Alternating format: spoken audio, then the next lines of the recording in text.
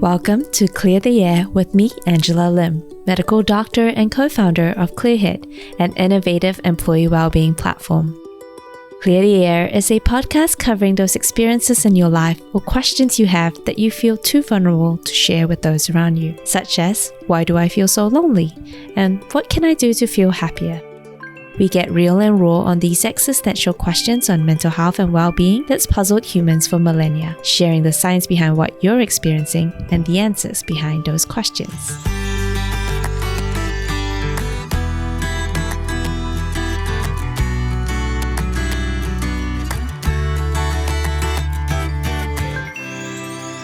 Parenting is one of the most difficult yet rewarding jobs in the world. While raising children to be the best version of themselves is exciting and fulfilling, the hours spent worrying about their well-being and their future can take a huge toll. That is why it's important to understand your children the best you can, so you can spend more time being confident about how to guide them and less time feeling stressed. In this webinar, Dr. Ann-Louise will join us to discuss the highs and lows of parenthood and how to help your children thrive even if they're currently struggling with a mental illness. Dr. Ann-Louise Lockhart is a pediatric psychologist, parenting coach, wife of 25 years, and a mother of 2 children, based in Texas with over 17 years experience in the field. She specializes in helping overwhelmed parents to better understand their children and teenagers. She has presented to numerous media outlets, schools, and corporations across the globe. Additionally, Dr. Lockhart is a freelance writer for the PBS Kids for Parents and a contributor for the Gottman Institute. Dr. Lockhart also serves as a review board member for the Verywell Family and Parents. Welcome, Dr. Lockhart. Thank you. Thank you, Angela. I'm very happy to be here. With your credentials, I'm really excited to be able to kind of really dive deep into all of that. So maybe as a starting point, tell me a little bit about what got you started on the specialist that you end up being as a parenting coach and a pediatric psychologist. Yeah, so it's really quite a long journey because my original goal was, I grew up in the Caribbean. I'm from the island of St. Croix, and my goal was to major in fashion, merchandising, and business. Because my mom had a children's clothing store. That's where I had my first job, where I worked throughout high school, and that was my goal. But when I got to college, I didn't really like business. I didn't like doing that stuff, which is ironic that I have my business now. But I realized I didn't want to do that. And so I changed my major a bunch of times and ended up with psychology only because I had to finish in 4 years. But this is actually my second career. My first career was in higher education, working in the college, university setting with like residence life, Greek life, orientation, admissions, career counseling, all that stuff. And after working for that in 6 years, I saw that I was working with a lot of high school students who were applying for college as an admissions counselor. And I found that they kept struggling with the same kinds of things and not having a way to express it. And as I was doing college admissions fairs and high school visits and reviewing college essays, I saw that students needed more of an outlet. So I had met my husband during that time. I was considering going back for a degree, and he encouraged me. And I started doing more things with the field and ended up going into a doctorate in clinical psychology. But my first practicum experience was working in a school for homeless children in Arizona and doing play therapy. And it was amazing to me how much healing could occur just from playing with a child and helping them work through things that maybe they weren't discussing with anybody else. And then I started working more with parents. And again, just seeing a lot of this stuff, I'm like, okay, I need to do more child stuff, because if I can catch people in the beginning part of their life versus working with adults who their stuff has already happened, all these things have occurred. And so a lot of that was kind of that evolution of that. So my residency was with the military as a civilian when I moved to Texas, and I worked in pediatric psychology. That's where I got my fellowship, working with children with medical illnesses and diagnoses, doing hypnosis, working with kids with pain, and just doing a very interdisciplinary approach. And then working more with parents along the way, again, helping to educate parents. So I started my practice 8 years ago, and I really found that as I educated parents, as I equipped parents, that children got better even when I didn't work with the parents. And so that was kind of the marriage between pediatric psych and parent coaching. And I still do both in my practice because I really find that it just is so exciting to me to work with kids in their stuff, in their struggles, and they latch onto it, they get better, and then helping equip parents, making them feel more confident about their parenting and feeling more confident about parenting whatever concern that their child is having. So it's been a long road to get here, but it's been really cool with a lot of the stops and starts in doing what I do. So that's why I like a lot of different things and why I like talking about a lot of different things, because I have so much experience in a lot of different things. That's amazing. Well, I train as a pediatric doctor, and one of the things that whenever I send patients home from the hospital is sometimes I know that they're going back to maybe a family environment that's not very healthy. And I know that I'll see them again because of that reason. And it's really awesome to hear that you see the link and therefore you try and address both the individual, but also the environment in which they're growing up in. So I'm sure I'm not the only one that has a question mark on what does it mean to be a parent coach? Yes. So this was a new thing for me too, a few years back. And so being a parent coach is really about helping to support and educate and equip parents in parenting their child at any stage of life. And so it might be if I'm working with a parent of a toddler and they're like, okay, this is what's happening. My toddler is having tantrums. They're not listening to me. They're saying no a lot. Is this normal, or should I get my kids some help? And educating them in terms of what are normal developmental milestones, that their kid is maybe operating like a typical child. Is it highly irritating and annoying and overwhelming? Absolutely. But it's still normal. And so helping them then learn how to navigate that, giving them tools in terms of what to do when a tantrum happens, what to do when a child cannot stay in their bed at night, or when they're picky eater, or when they seem sad and they don't want to go to school, like all of the things that happen throughout various stages of life, and helping them to be educated on that, helping them feel like, oh, okay, I get it, or giving them the extra support they need and giving them specific tools, making those little tweaks. So this happened, we did this. Okay, this sounds like you handle it really great. Let's make this small adjustment and see how that works out. So it's really about just coaching them along, like how you would have a fitness coach if you want to run a marathon, that you're someone who's there for you, educating you, supporting you, equipping you, and then just kind of moving you along until they're like, okay, I'm doing great. And then maybe the next stage of parenting comes and then they're like, okay, I need help again. They're a teenager. Exactly. What do I do with a teenager? And then we help them with that as well. Yeah, I mean, the level of milestones that each child goes through in their life is significant and numerous. So I'm sure that every time you feel like you got your hang around it, the game is changed again.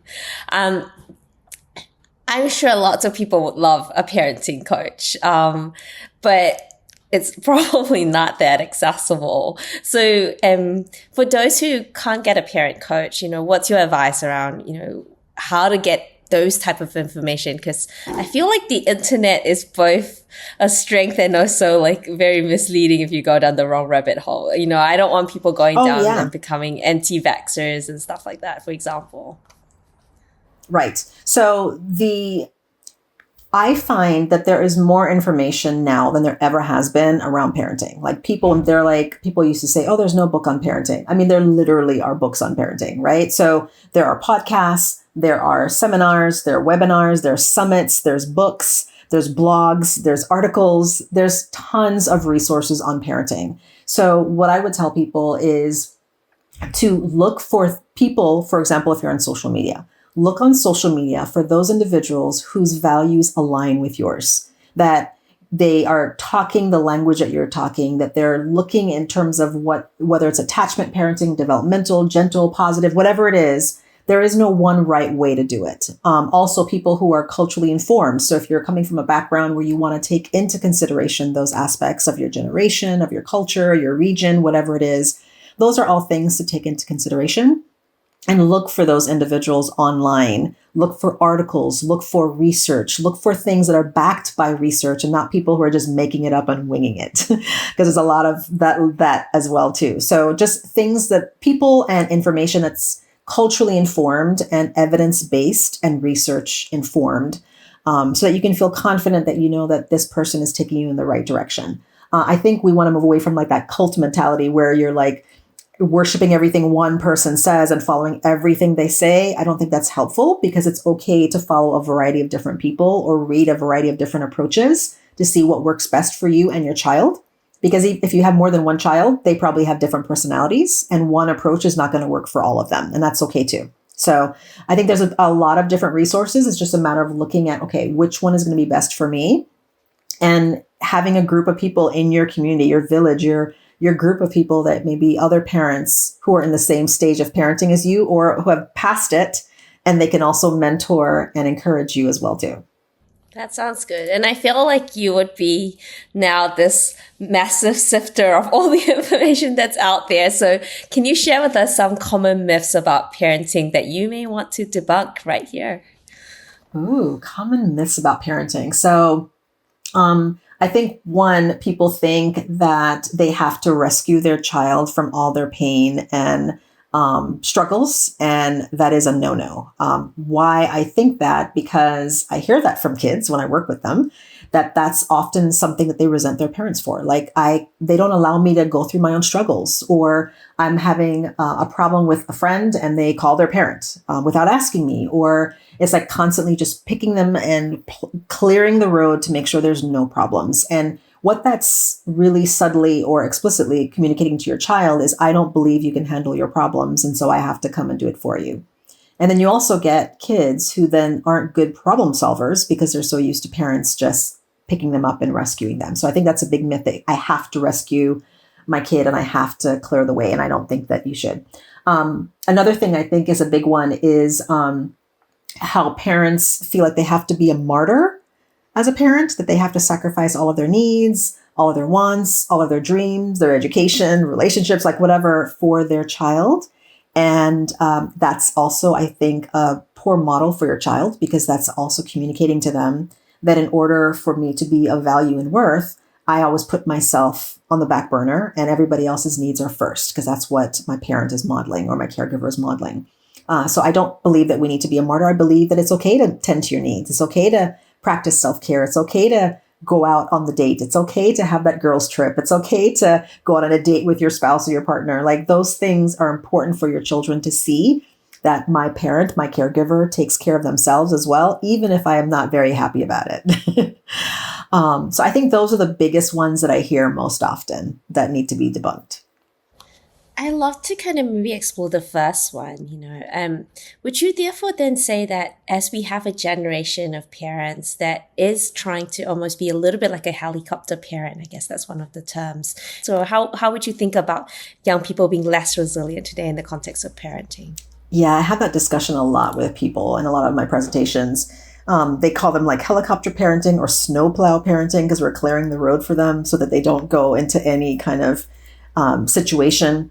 And yes, I think in many ways, if we're always rescuing our child from any potential problem, and we are basically communicating that I will pave the way for you all the time, then they can't develop grit and resilience. They can't develop flexibility and problem solving. They can't develop critical thinking skills, because they know that you're always going to swoop in and save the day. And so they don't learn how to weigh the pros and cons. I've been having a lot of these discussions with college students and high school students lately, where they'll say something like, yeah, I've been doing soccer for 8 years and I want to quit, but, because I'm not sure if I want to do it anymore, but my mom won't let me. Or she's telling me that I can't make friends, and so she's calling all the parents for me to make friends for me. And it's like, I don't know what to do. And it's like something as, quote, simple as, well, let's think about it. What are the pros and the good things about being in soccer? What are the negatives? Can you resolve the negatives? And really helping them think about that. And for a lot of these teenagers, they've never actually thought about problems and how to solve their problems. They're just used to their parents just doing it for them. And one of my theories around this, as a Gen Xer myself, a lot of us are the forgotten generation. We were latchkey kids made to fend for ourselves, at least in America. I'm not sure if this is universal. And And so we had a lot of parents who had to be reminded, like, do you still have kids? Do you know where your kids are? There was a public service announcement that came on at like 10 o'clock at night. Do you know where your kids are? Right. So we have this whole generation of parents, of kids. I did not know that. And oh my God, I'm just cracking up right now. I'm like, wow, you have to be reminded that you have kids and where are they? And so you have these people who now are parents, right? Who were not supervised, who made to raise themselves. So now they go the extreme where now they're like over parenting, making sure that, oh, I'm going to make sure my kid knows that I am there. Every game, every conflict, every problem, every parent teacher. And it's like, well, that's admirable, but you don't want to overdo it either. And so I think we have to pay attention to the way we were raised, what our cultural upbringing is, or how our parents were. Sometimes we want to be just like our parents or nothing like our parents. And then I think that causes some of that problem with that, like the myths that we have in our mind of how parenting is supposed to be.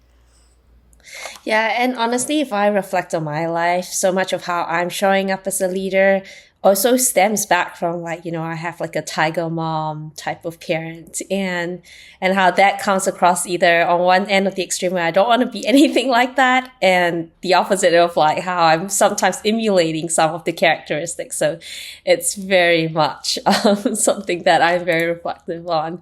And so, as you mentioned, it can be hard to kind of actually see your child struggle in some ways. So maybe can you share a little bit about, what does it mean actually to then have parents who are new parents and how that affects their mental health, both the good and bad?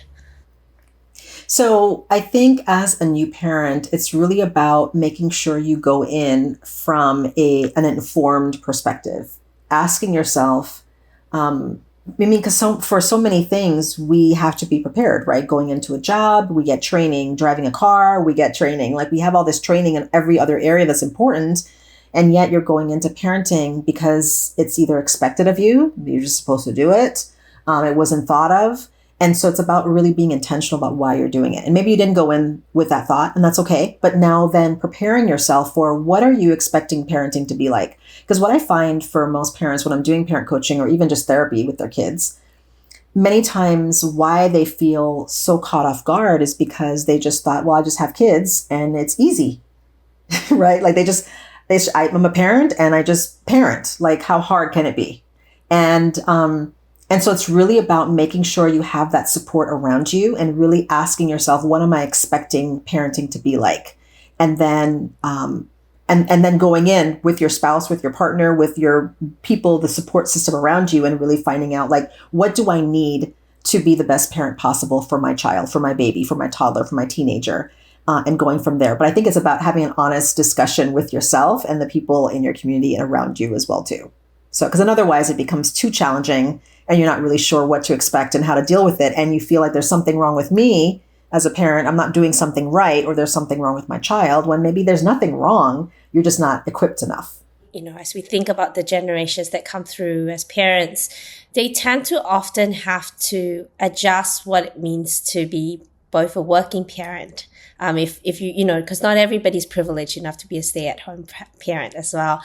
How would you sort of think about that mindset shift that you mentioned about to try and adjust what it was like to, go back to work with a kid now that you previously didn't have to balance? I think because you mentioned that, one has to go into parenting very intentionally. And in some ways, I even know that, for example, before I became a doctor, you can learn about what it's like to be a doctor, but then when you become a doctor, it's completely still very different, right? And I would imagine that you can read all the books and all that kind of stuff, but you just won't know till you've become a parent. And it is for a lot of people quite a lifestyle shift, a mindset shift.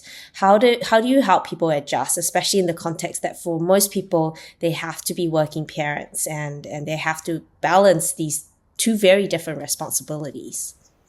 Oh yeah, exactly. I mean, I think it is exactly that, what you said. It's a mindset shift. It's telling yourself, okay, this is what you expected. Maybe you thought you could be stay-at-home. Maybe you don't want to be a stay-at-home. Maybe you have to work or want to work. And you're asking yourself those things. Like people, I remember I was married 12 years before I had my first child. And people would always told me, oh, once you have your child, you're never going to want to work again. And I'm like, I know myself. Like, I didn't want to be a stay-at-home parent, nor could I have at that point. But I also liked the idea of balance. I liked being able to work and I liked being a parent. I liked both. I knew it was going to be a lot of work to balance the both of those things. But it's something that I had to go in with like, okay, what do I need to do in order to make this happen? And so it's everything from the kind of job you have or the kind of partner you have or spouse you have. What kind of support system do you need? What does it mean to be a working parent, working outside the home parent and then being a parent? Like, how much time do you spend? What kind of time do you spend with your child once you get home? What if you're a big introvert and need time to yourself before you interact with your kid? What about friends? Like all of these things, I think it's about being really honest with yourself. And I see what a lot of parents do, and I wish parents would stop doing this, is guilt tripping themselves, where they're like, oh, I feel so bad because I'm working outside the home and I'm not with my child all the time. Or they're at home but they don't feel like they have the energy to play with their child, or they feel like they're not playing enough with their child. All of these different things. And it's so much guilt tripping each other and one another and themselves.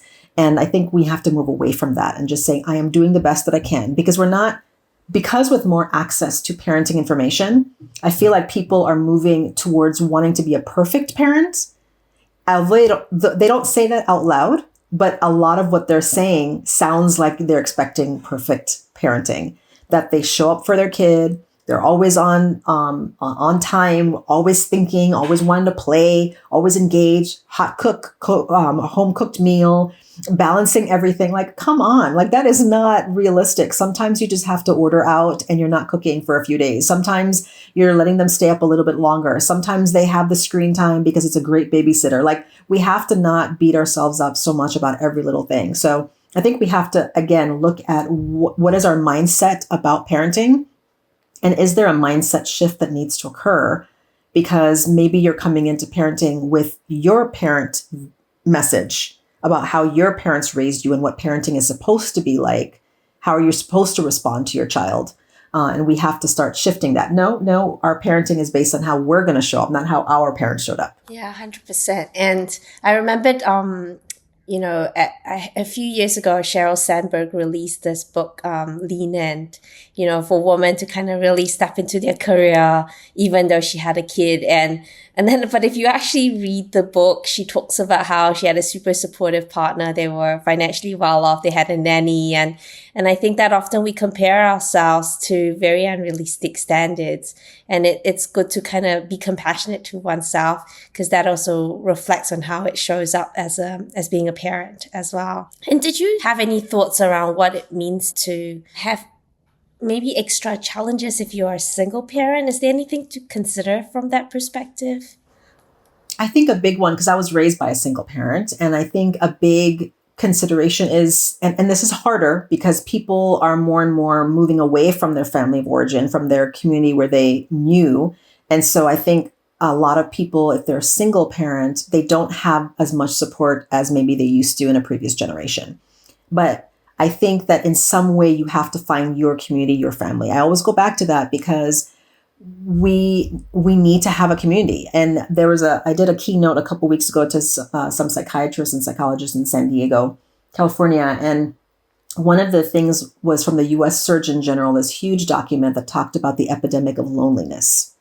And it talked about specifically in the US, 50% of adults feel lonely.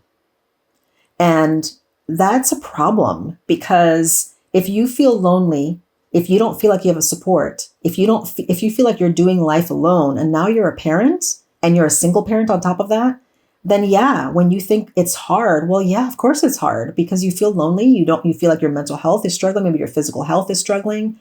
You don't have people that have your back, a babysitter, someone that you trust. Like, you never get a break. And so I think it's about really looking at, who is my community? Where is my community? Where can I find those individuals? Because you can't just be a parent all the time.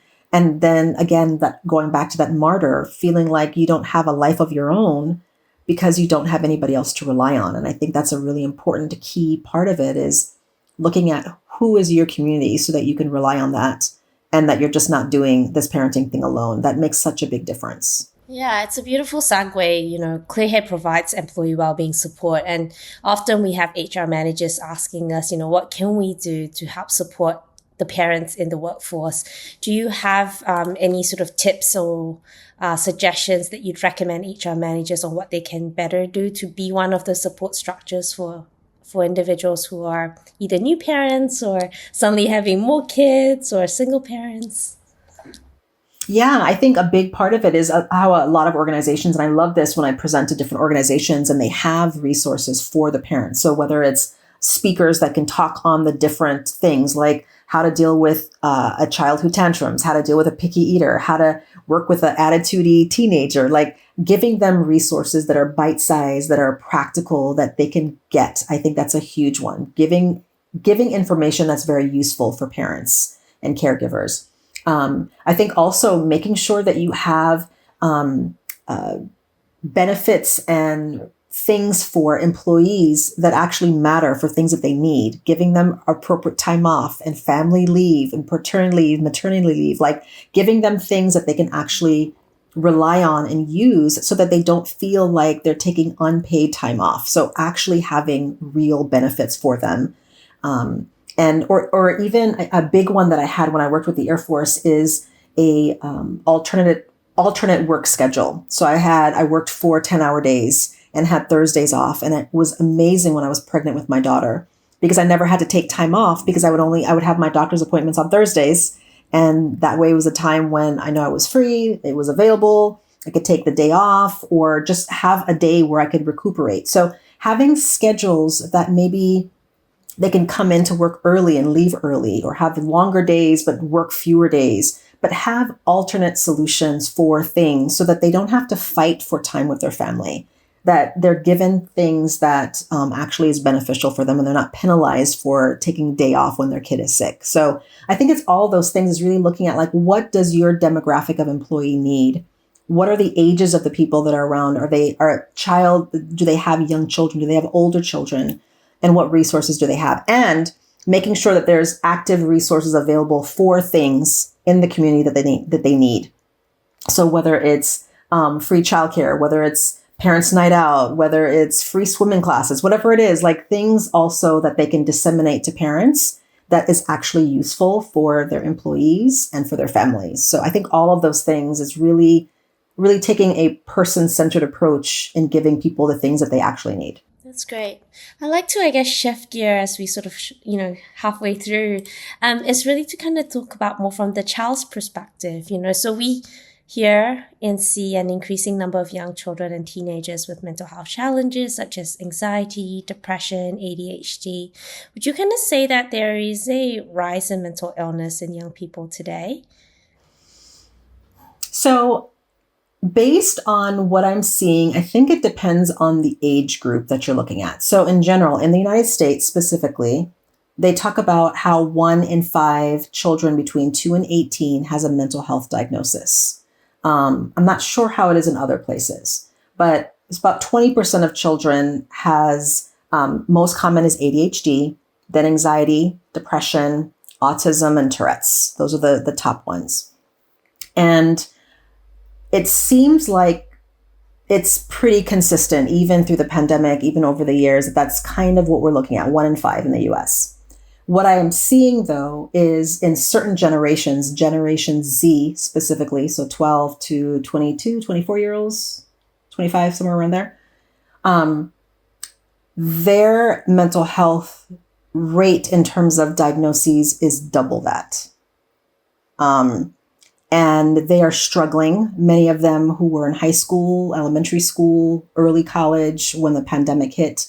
And many of them have this foreshortened sense of future. They're not sure what to do with their career. Will it even matter? Can I afford to live?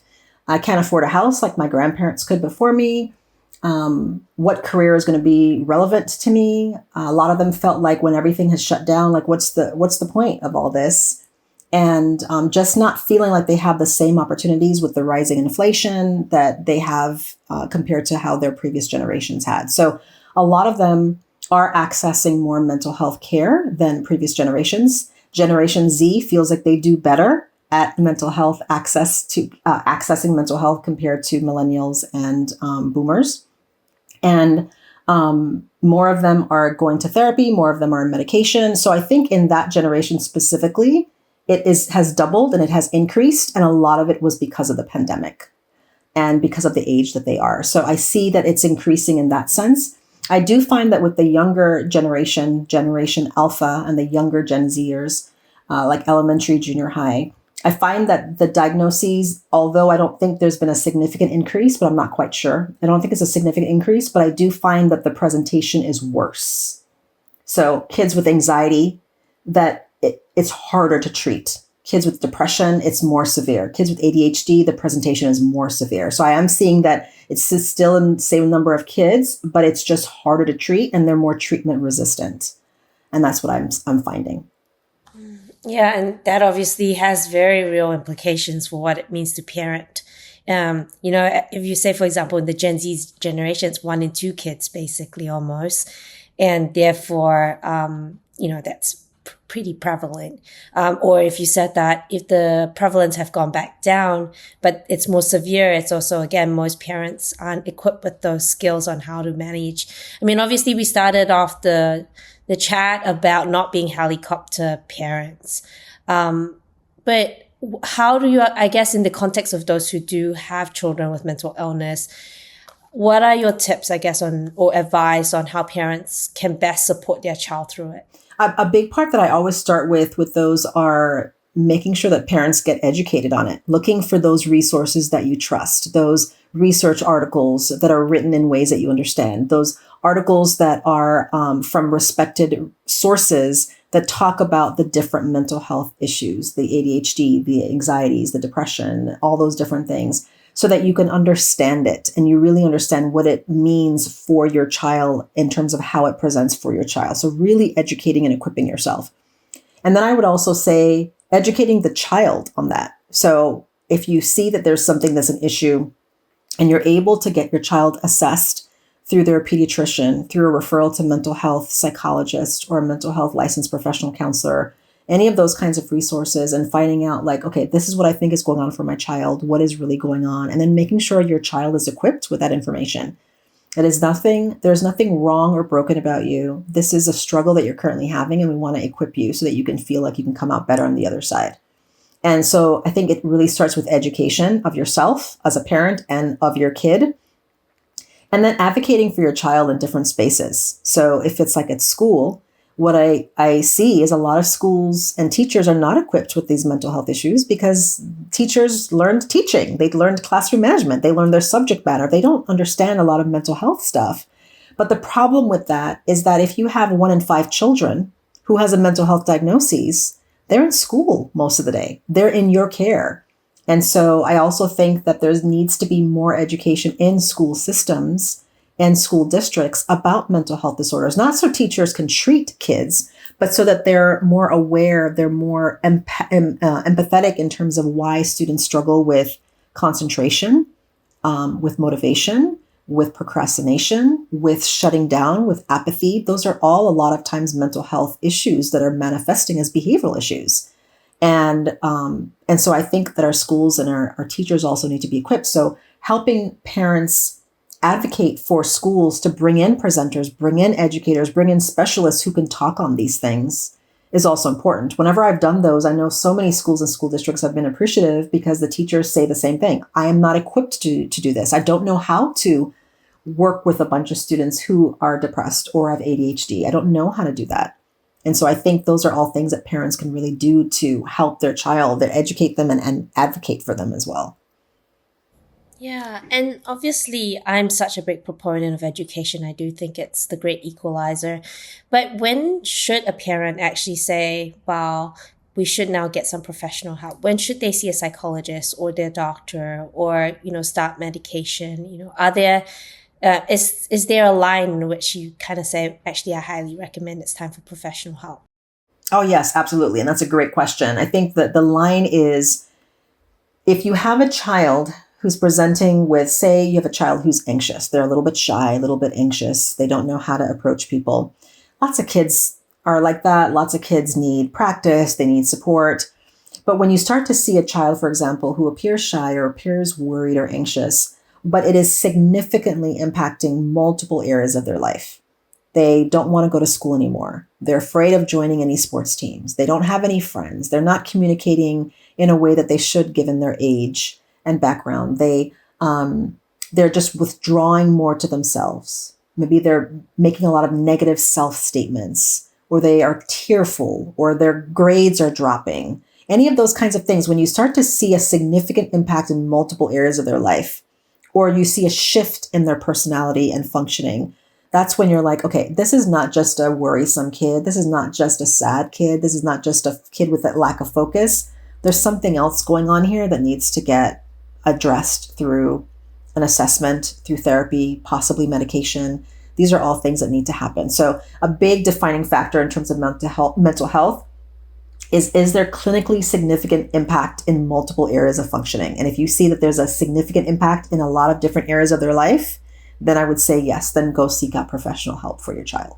That immediately makes me think about, these high-performing young athletes like Simone Biles, Naomi Osaka, who because of their mental health chose to take a break from their career, even though they were obviously on this amazing trajectory.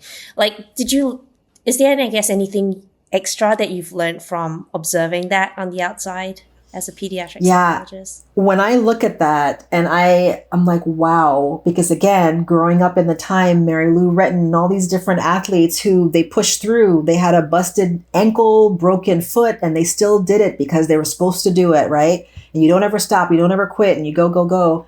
And to see these athletes who are at the peak of their career, they're big contenders in terms of winning it all. And they're just like, nope, I'm taking a break. And I know how much negative pushback they get from coaches, from maybe even teammates, from the public. Like, are you a fool? Why would you give that all up to take a mental health break? What is wrong with you? And I think there's such contempt that people look at for that. And I think it takes a lot of courage to do that. And I think that's a huge shift. That's, again, this is this generation, the millennials, the Gen Zs moving into, I need to take care of my mental health. I need to take care of me and holistically looking at me. And sometimes I have to step back from something, even though it looks like I can take it all and be very successful. My success is more than just the medal. It's more than just the job. It's more than just the vanity points or whatever it is. That because if I'm not around or I'm not in my best shape, why does it matter? And so I think it takes a lot of bravery to do that, especially when I see individuals like that doing that, because it takes a lot of courage to do that. And I think it's a good model for when kids see that, when adults see that, like it's okay to do that. And they come back even stronger. 100%. I guess I'd love to kind of maybe push a little bit deeper to, I guess, the messy nuance in the context of resilience. Because obviously we know that people develop resilience when they have gone through that hard time. They learn how to cope with it. And they, on reflection, go, oh, wow, I survived that. I learned these skills. Therefore, the next thing that comes at me won't overwhelm me versus just, okay, I'm going to throw a white flag.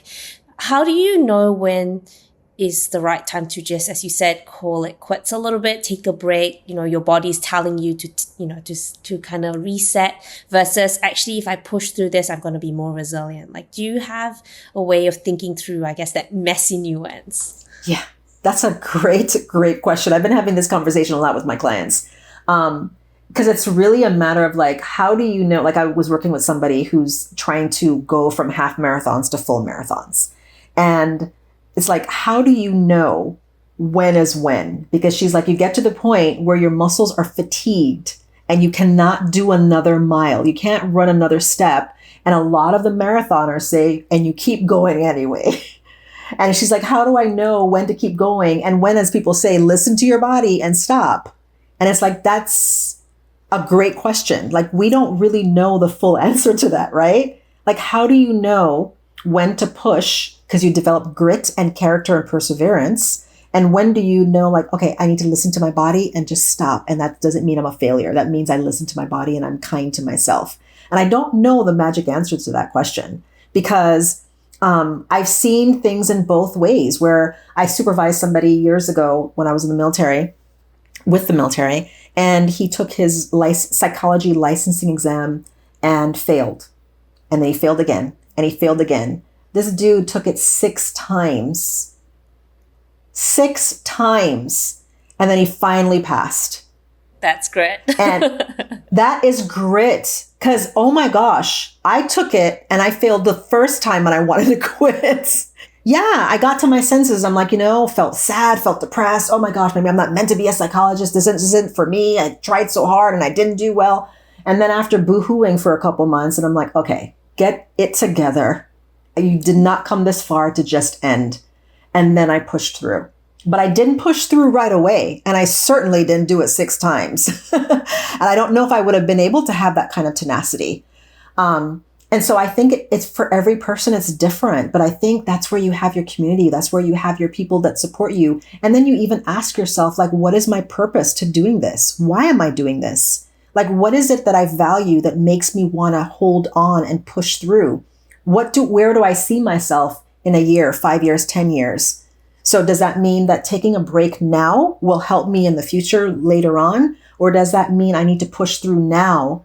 Because if I take a break, I'm not going to come back to it. Like, that's going to be an individual decision. And I think that's where you have your people that you can talk to, but also talking to yourself about it. Like saying, like, why am I doing this? Why am I choosing to give up now? And is it giving up, or is it just taking a break? Or should I be pushing through because that's how I develop perseverance? Or is my tendency to give up easily? Is my tendency to stop before the success because I'm afraid that I'm going to fail?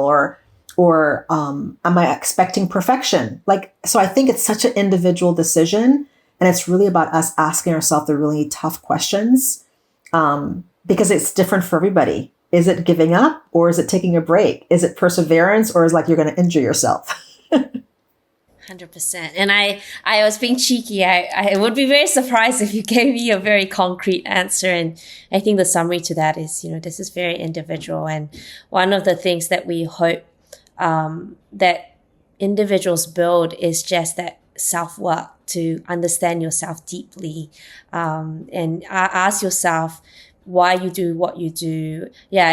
And look, I think what Ann-Louise is also saying is that you don't have to struggle with this alone. If you do need some extra help, there are professionals out there to support you, whether for your child or you as the parent. And so obviously Clearhead provides free mental health professionals if that's part of your EAP program with your employer.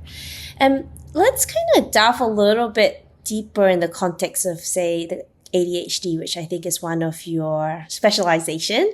And my friend likes to call herself neurospicy. I love that they kind of really own that term. What are the different nuances or extra things you consider when you coach parents with kids with ADHD? Yeah. So with ADHD, a big part of it always goes back to the education, making sure that parents understand what it means for their child to have ADHD, because it's a neurodevelopmental disorder, brain-based. It is not a fault of the parent or the child. It is not a character issue. It is not a moral deficit. It's not a willful issue or lack of will. And it is something that is an executive functioning dysregulation disorder. So executive functioning is something that is growing and developing in a child's prefrontal cortex until mid-20s. So then when you have ADHD on top of that, then it's something where the brain is just not functioning fully the way that it needs to. And that could be things like their memory, decision-making, organization, processing speed, how quickly they process information, how they prioritize or focus, how calm or energetic they are, their personality. Like, there's multiple areas in terms of executive function. So a big thing that I do when I work with parents with ADHD is educating them on it, because it's so complex and there's so many different factors to it. And then on top of that, then educating their child or teenager on that. What does it mean to be ADHD? And how does it show up for you? Because it's very different for everybody in terms of how it shows up. So I think that's a big part of it, in really looking at that and then helping them understand that the way you parent your child with ADHD is going to be different than parenting a neurotypical or non-ADHD child, because they're not going to remember maybe as easily as the child. They're not going to be able to start a task and finish well without getting distracted. Or maybe they have to make a bunch of noise while doing the task. Or maybe their backpack and their desk and the area where they sit in the car is the messiest ever. And you're like, well, just be neat. And maybe that's part of their ADHD. So it's really about understanding what it is and how it shows up, because the way you parent them has to be about building those skills.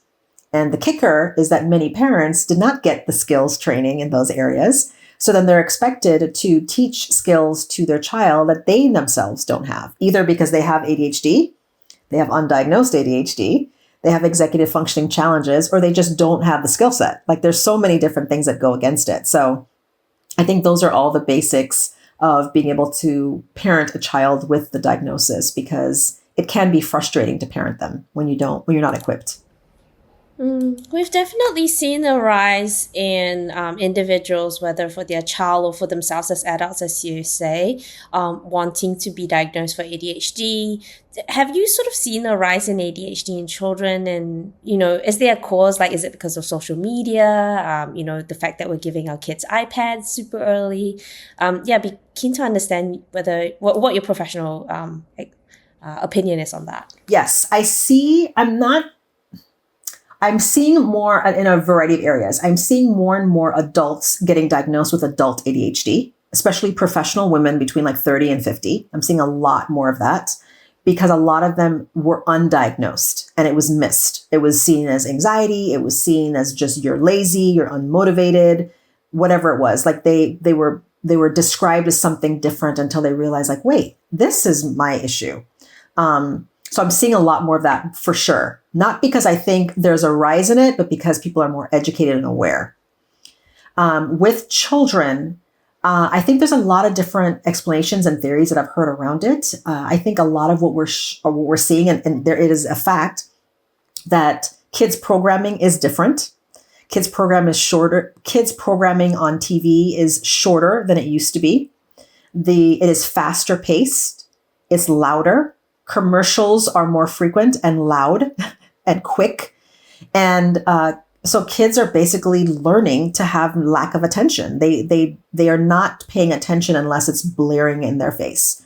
So I think there's a lot of things where kids are learning not to be attentive unless there's constant changes and constant movement, constant action, constantly all the time. As well as this iPad generation and this tablet generation of kids from Generation Alpha, who from a very young age have screens in their face and they're growing up with that. So they're not playing freely with things like blocks or drawing or Play-Doh or writing. And it is a fact that those screens do give them that shot of dopamine and attention or focus that they need to pay attention, as opposed to just doing something on their own time and taking the time to build with blocks or creating a puzzle or drawing a picture. And so I think that we're seeing a lot more ADHD-like behaviors, not necessarily ADHD all the time, but just more kids who just don't know how to be bored. They don't know how to just be quiet. They don't know how to let time pass slowly without needing to get stimulation all the time. And so I'm seeing a really big shift in that. And it's becoming a detriment to a lot of kids because we're raising a generation now whose screen is the norm.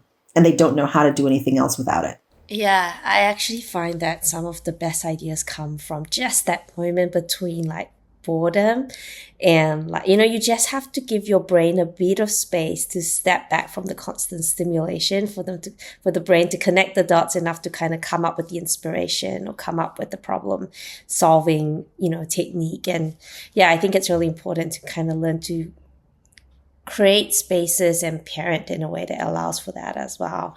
Absolutely. I guess along those lines, therefore, when you talked about there are now more ADHD-like behaviors versus, I guess, true ADHD, how do you know if your child needs to be assessed for ADHD versus this is now the new normal? Right. So ADHD is one of those few diagnoses that I see that I call it a rule out diagnosis because it looks like so many other diagnoses. So a lot of things look like ADHD that are not. So for example, anxiety can look like ADHD because when you have anxiety, you're hypervigilant, meaning you're scanning your environment. You are very inattentive. you're not taking information. Maybe you're forgetful, you're jittery. All of that looks like hyper impulsive ADHD. Depression can look like ADHD because when an individual is depressed, they're processing things slower, which is a big hallmark of ADHD. They're forgetful because it has to do a lot with their brain in terms of what's shrinking in their brain, and they cannot focus and remember like they can. And that forgetfulness is a big part of inattentive ADHD. They just process things differently. They move slower, or they seem like they're in their own world because they are. And those things can look like inattentive type ADHD. Bipolar is often mistaken for ADHD because one thing happens and they snap and they're like, oh my gosh, you're so bipolar. Oh my gosh, it must be ADHD. Autism can look like ADHD because of maybe issues with social interactions and eye contact. So there's trauma can look like ADHD. Because of that hypervigilance, because of that checking out. So there's so many things, learning challenges, dyslexia. So there's many diagnoses that look like ADHD, but also are co-occurring with it. And so what I always tell people is the same thing that I said earlier with the anxiety, or how do you know when to get your kids help? It's one thing if you have a kid who's kind of off in their own world, but they're getting straight A's. They have a bunch of friends. They're doing well in their family. They're not having major behavioral issues or personality shifts. Then there's no impairment going on. And maybe they don't need to be assessed, possibly. Maybe they don't have issues going on with that. But if you see a kid who's having issues with attention and their grades are suffering, or maybe they have a hard time making friends, or maybe they're wetting the bed past the point where you should, which is very common with ADHD. Or they are struggling with multiple areas in their life in terms of family relationships, sibling relationships, their thoughts in terms of intrusive thoughts in their head, whatever it is, when you see that they're being impacted in a major way and it's impacting the way they show up in the world, then I would say talk to your child's pediatrician, get a possible referral, get a screener, and then maybe a referral to a psychologist or a neuropsychologist to get a full evaluation to see what's really going on. Because the pediatrician might be able to do an initial screener, but the psychologist or neuropsychologist would be able to say, okay, we're looking for anxiety. Okay, it's not that. Is it depression? It's not that. Is it trauma? It's not that. Is it a learning challenge? It's not that. Is it an IQ issue or a shift between IQ and achievement scores? They can look at all of that to really look at, okay, we've ruled everything else out and this is what it is. And so I would say, yes, whenever you see that major impairment is always the hallmark for me between what's normal and what's maybe not normal or needs to be evaluated further. I mean, to be honest, I'm just exhausted listening to you around all the things I need to consider as a potential parent, depending It's a lot. And I just think about the fact that obviously that it takes up a lot of emotional energy from a parent. And especially if you are also working and there's a lot of pressure there. And then let's not forget that you have a romantic partner whose needs also wants to be met. At the end of the day, you could kind of just your child just didn't go to bed when you want them to, or didn't finish the vegetable that you've, taken an hour to cook for them. And you've just literally just lost your emotion. You got upset at them. You got angry at them, and you probably regretted it after. And often that's a time when the parents kind of reflect, okay, am I struggling too much with this? Am I overwhelmed with being a parent? I think it'd be good to understand from your perspective, what they should do when they've reached that sort of end of the tether, I guess. Well, I think that's where it goes back to, like I mentioned earlier, about not trying to be a perfect parent. Like, we're talking about all of these different things, thinking that, I need to be informed as a parent on all of these things. Now, I know this stuff because I'm trained to, and I've been doing this for 18 years. But even as a parent to an 11 and 14-year-old, I still don't know what the heck I'm doing sometimes, right? And I'm trained in this area. And so, and I'm still exhausted as a parent, because when it comes down to it, your kids still forgot their shoes before going to school, or they didn't get enough sleep, or they copped an attitude with you. And I think we have to remember that we're not doing parenting perfectly, and we shouldn't aim to do it perfectly. That sometimes you're going to miss the signs. Sometimes you're not going to meet every need that your child has, or that you feel like, okay, I'm done. I cannot say one more thing. This is just exhausting. And I think we have to give ourselves some compassion with it, and just know that if you feel like, okay, I'm feeling exhausted, or I despise being a parent right now, or I don't like my child very much, like when you feel like you've reached your wit's end, when you feel like there's a shift in your functioning and your personality, and you are losing your identity or yourself in the parenting journey, you definitely, before even reaching that point, and definitely by that point, get the support and get help. So whether it's free resources, whether it's a course, whether it's reading articles, whether it's a support group, whether it's your church or your synagogue, whatever it is, like finding those things to help get you through it. Because even with the most trained individuals, parenting is still difficult. And we can't just expect that we know how to do it and that we should be able to do it on our own. Because this stuff is exhausting. It is a lot. But you shouldn't get to the point where you think, oh, I'm supposed to know how to do this, all of this. No, you're not expected to know how to do this all. I so appreciate you sort of talking about the fact that you are trained for the last 18 years, and even with your own kids, you kind of feel sometimes you don't know what you're doing. I think it just gives so many parents permission to be, like not beat themselves up about it. So thank you so much for sharing that opinion. Yeah, of course. But okay. I briefly alluded to the fact that there's another person in the equation, your romantic partner. What happens if your parenting style is completely different to your partner? How do you deal with that conflict? Yes. So that's something that I totally specialize in. I talk about overwhelmed parents getting on the same page. And what I do a lot with these individuals is we start from the basics, finding out how each of them were raised. And I think it's about you exploring that with your partner, with your co-parent. How were you raised? How was that individual raised? What viewpoints about parenting did you come into this parenting journey with? What did you think parenting was going to be like? What were you hoping co-parenting was going to be like? I think it's about being honest about all of those things, because we come in with a whole set of expectations, many of which are unspoken and many of which are unrealistic.